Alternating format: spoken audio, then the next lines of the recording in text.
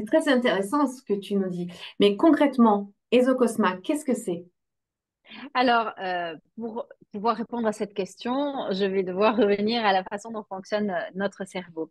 Notre cerveau fonctionne en fait comme une caméra qui va aller capter les informations dans le monde extérieur et puis comme un projecteur qui va projeter ce que nous savons à propos de ce qui vient d'être capté.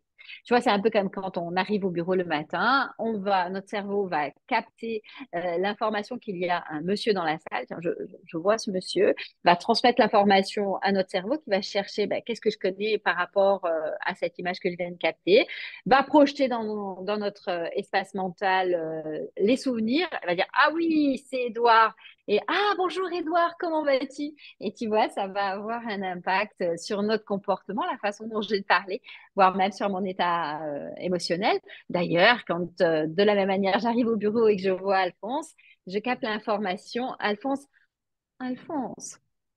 tu vois, ça va vraiment avoir un impact sur notre état émotionnel. Tu vois, en fait, la représentation, l'image que je projette, elle va vraiment donner du sens à l'information qui est captée. Et Esocosma va s'intéresser à ces représentations mentales qui vont donner du sens à ce qu'on est en train de capter. Et en fait, ces représentations mentales sont nos pensées, sont véritablement la façon dont on pense. Donc, bien souvent, nous ressentons le besoin de prendre du recul dans une situation, de voir les choses sous un autre angle. Eh bien, c'est vraiment la proposition des Ocosma, tu vois, c'est de prendre conscience de nos représentations, de nos pensées, pour pouvoir les modifier en fonction de nos objectifs.